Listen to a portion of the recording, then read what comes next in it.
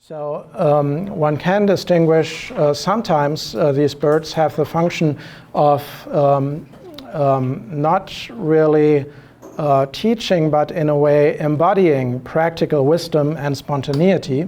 So these animals know how to intuitively and effortlessly move in their environment without wasting any kind of excess energies. Especially fish and birds are so important, and so I think the bird pang, which before was a fish and can become a fish again, is a good example of this.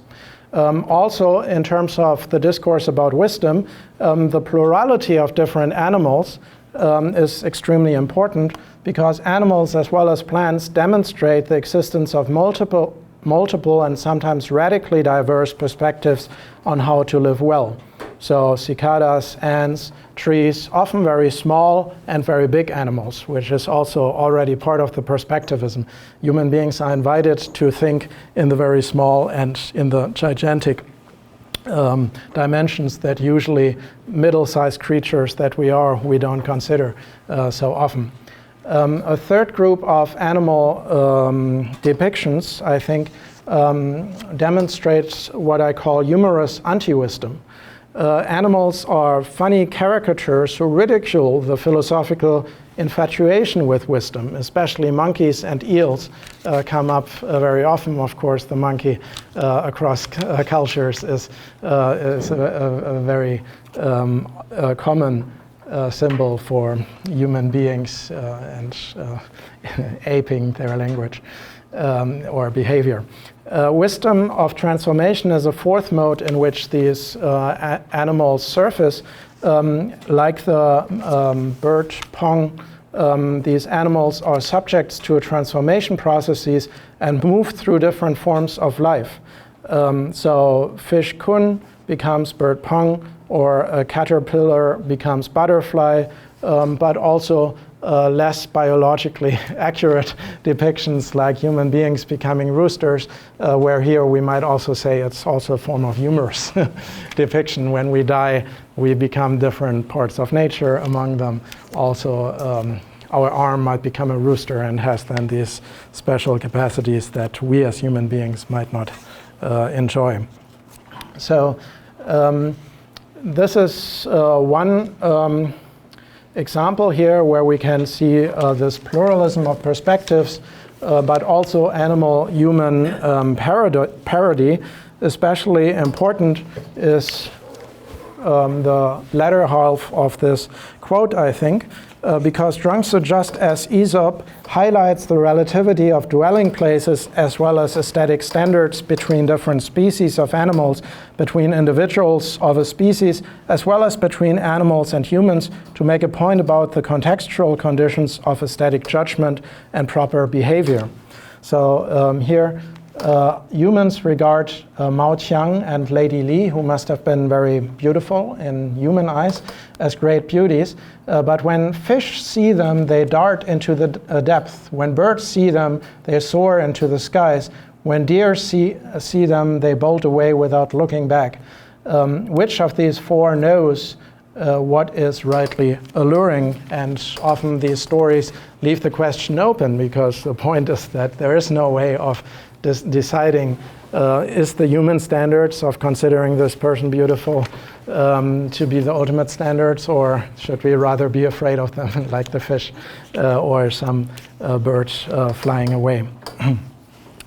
Animals serve as reminders which illustrate that the very human pretension to wisdom is both foolish and quite comical once imagined from an animal perspective. The liberating aspect of using exaggeration and animal-human role play consists in freeing humans from the pretentious and self-contradictory desire to wanting to become wise.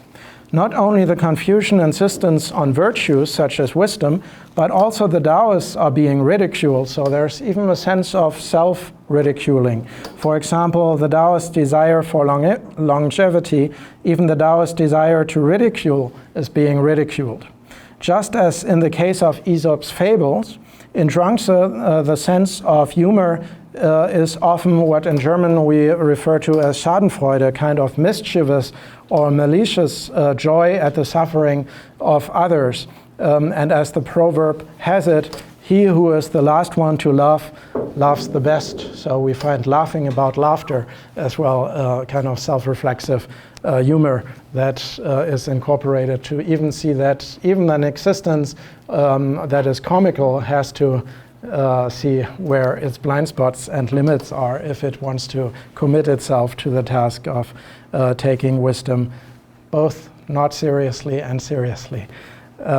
So to balance this radically humorous dimension, however, there's also an admiration of the spontaneity that animals reveal when acting in their natural habitat rather than being reified and alienated for ulterior purposes. Zhuangzi famously compares himself to a sacrificial turtle, arguing that the turtle dragging its tail in the mud is better off than the dead tortoise in the king's palace when being asked whether he wants to take on a political job close to power. He says, no, of course, like the turtle, it's better to be alive and in the mud than being dead and in the palace. The reference to the turtle documents that the life of nature is, at least in some ways, often better to one oriented to reputation and rank in this particular parable. Animals had a particular role to play as models of what it means to live a spontaneous life that was focused on proximate experience rather than long-term planning and strategizing. What distinguishes the wisdom of animals from that of humans is that they are naturally or spontaneously self-so or free, while humans need to undergo a education process by learning how to forget the artificial features of cultivation again if they want to appear as virtuous in the sense of virtuosity, not in the moral sense. Animals do not have magical or spiritual powers. They are just what they are and do just what they do without humans fully understanding what they do when they do it and what they see when they see it. In this capacity as being familiar but also quite different, animals are a model of a wisdom without wisdom, or an anti-wisdom, we might say, since they act according to their nature without having to force themselves to become something different through moral education and hideous cultivation. So this here is, I think, one of the most elemental lines here. You have learned how to fly with wings, but not yet how to fly without wings. You have learned the wisdom of being wise, but not yet the wisdom of being free from wisdom or free of wisdom. And so this is a very crucial notion of the freedom from wisdom that is also stressed very often in this Daoist critique of the moral and cultivation discourse among their competitors, the Confucians, who were much closer to power, and the Daoists were in a way critical of these voices.